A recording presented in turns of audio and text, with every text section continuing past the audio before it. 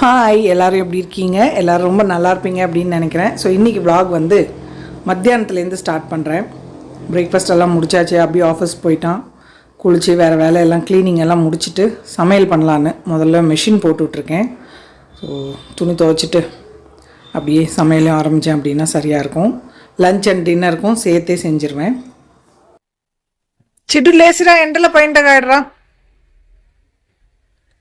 ரெண்டு பேரும் சன் பாத் எடுக்கிறாங்க. வாங்கடா சிறு ரோகர் ஆயிடுறான். குருமாவை ஒரு கிளாஸ் இதுக்கு மாற்றிட்டு சாதம் வச்சுட்டேன். ஸோ இது வச்சுட்டு கேரளா ஸ்டைலில் மோர்கறி மாதிரி பண்ண போகிறேன். வெள்ளரிக்காய் இல்லையா, அது பீன்ஸு ரொம்ப நாள் ஆச்சு வாங்கி. இதை வந்து பொரியல் பண்ணிடலான்னு சாதம் வந்து குக்கரில் வச்சுட்டேன். இன்றைக்கி எலக்ட்ரிக் இதில் வைக்கல. ஸோ ஏற்கனவே குழம்பு வச்சோம் இல்லையா, ஜஸ்ட்டு அலசிட்டு அதில் வச்சுட்டேன்.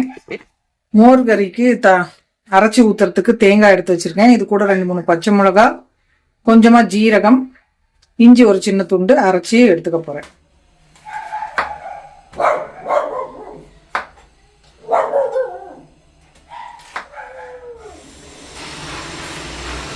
வெள்ளரிக்காயை கட் பண்ணிவிட்டு அதை முதல்ல வேக வச்சுக்கணும். ஸோ ஸ்டவ் ஆன் பண்ணிவிட்டு கொஞ்சமாக தண்ணி சேர்த்து தோலெல்லாம் எடுத்துகிட்டு நல்லா க்யூபாக கட் பண்ணியிருக்கேன். அந்த வெள்ளரிக்காய், உப்பு, மஞ்சத்தூள் சேர்த்து இதை வேக வச்சுக்க போகிறேன். சிம்லேயே விட்டுட்டேன்னா அது பாட்டு வெந்துட்டுருக்கும். மிக்சி ஜாரில் ஒரு 1/2 கப்பு தேங்காய் துருவல், கொஞ்சமாக இஞ்சி, 2-3 பச்சை மிளகா, கொஞ்சம் ஜீரகம் சேர்த்துட்டு அரைச்சி எடுத்துக்கலாம். இது வந்து அந்த குக்கும்பர் மோர் கறிக்கு. அதை அரைச்சிட்டு குக்கும்பர் வெந்துட்டுருக்கு. அதுக்குள்ளே வந்து கொஞ்சம் பீன்ஸை வந்து கட் பண்ணி எடுத்துக்கலாம் அப்படின்னு நாரெல்லாம் எடுத்துகிட்டு இவனுங்க 2 பேரும் உட்காந்துருக்கானுங்களா அப்படியே நானும் கொஞ்சம் வேடிக்கை பார்த்துட்டு அந்த வேலையும் செஞ்சிடலான்ட்டு. ஸோ வெள்ளரிக்காய் கொஞ்சம் வெந்துருச்சு. நம்ம அரைச்சிருந்தோம் இல்லையா தேங்காய், அதை ஊற்றிடலாம். இதில் தயிர் வந்து தாளிச்சிட்டு ஆஃப் பண்ணிவிட்டு கொஞ்சம் வெதுன்னு இருக்கப்போ ஊற்றினா போதும், இல்லைன்னா திரிஞ்சு போயிடும். ஸோ இந்த ஜாரை அலசிட்டு மட்டும் கொஞ்சமாக தண்ணி ஊற்றிக்கிறேன். 2 பேருக்கு அப்படிங்கிறதுனால ரொம்ப கம்மியாக தான் பண்ணுறேன்.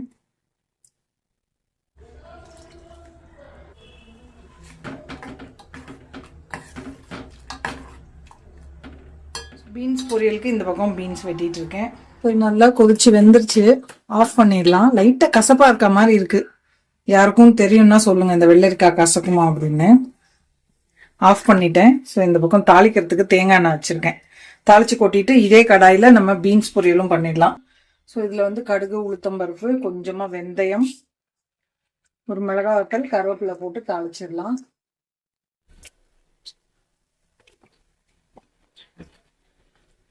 ஸ்டவ் ஆஃப் பண்ணிட்டேன். கருக போகுது.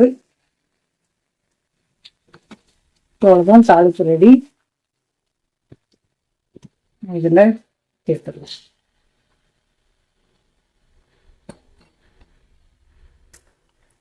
இதை மூடி வச்சிடலாம். கொஞ்சம் ஆறுனதுக்கு அப்புறமா தயிர் மிக்சியில் கொஞ்சமாக ஒரு 3-4 டேபிள் ஸ்பூன் அடித்து வச்சுருக்கேன். அதாவது கொண்டு வச்சுருக்கோம். பொரியலுக்கு கடுகு, உளுத்தம்பருப்பு, கடலைப்பருப்பு சேர்த்துருக்கேன். ஒரு சின்ன வெங்காயம் 5-6 சேர்த்துருக்கேன். பீன்ஸ் பொரியலுக்கு அந்த வெங்காயம் வதங்கினதுக்கு அப்புறமா பீன்ஸ் போட்டு கொஞ்சமாக உப்பு, மஞ்சத்தூள், மல்லித்தூள், கருவேப்பிலை எல்லாம் போட்டிருக்கேன். சிம்மில் வச்சுட்டு மூடி போட்டுடலாம். ஸ்டவ் ஆஃப் ஆகி கொஞ்சம் நேரம் அது அடித்து வச்சு தயிர் ஊற்றிட்டு கலக்கி விட்டுறலாம். ஸ்டவ் எல்லாம் ஆனில் இல்லை.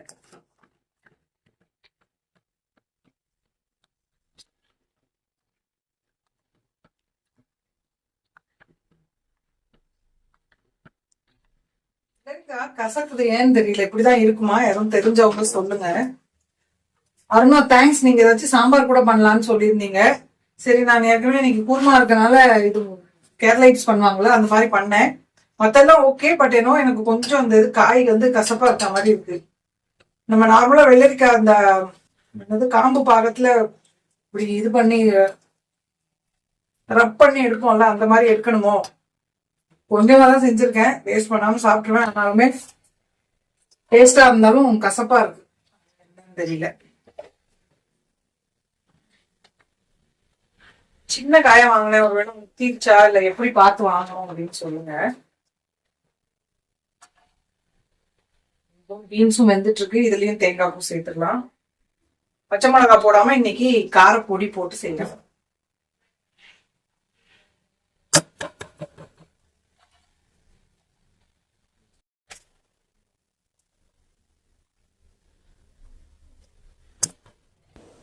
சமையல் முடிக்கிறதுக்குள்ளே துணியுமே கூட துவைச்சி முடிச்சிருச்சு மிஷின், எடுத்து காய போட்டுட்ருக்கேன்.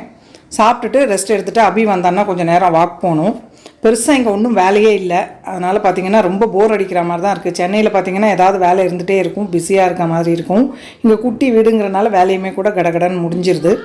ஸோ இப்படி தாங்க போயிட்டுருக்கு எனக்கு பெங்களூர் லைஃபு. அவ்வளோதான் பாருங்கள், சிம்பிளான லஞ்ச் ரெடி. அவ்வளோதான் இன்றைக்கி வீடியோ இதோட முடிச்சிடலாம். ஹோப் உங்களுக்கு இந்த வீடியோ பிடிச்சிருக்கும் அப்படின்னு நினைக்கிறேன். பிடிச்சிருந்ததுன்னா லைக் பண்ணுங்கள், ஷேர் பண்ணுங்கள், மறக்காமல் நம்ம சேனலுக்கு சப்ஸ்கிரைப் பண்ணிக்கோங்க. இவ்வளோ நேரம் இந்த வீடியோ பார்த்தவங்க எல்லாருக்கும் என்னுடைய நன்றி, வணக்கம். Love you all.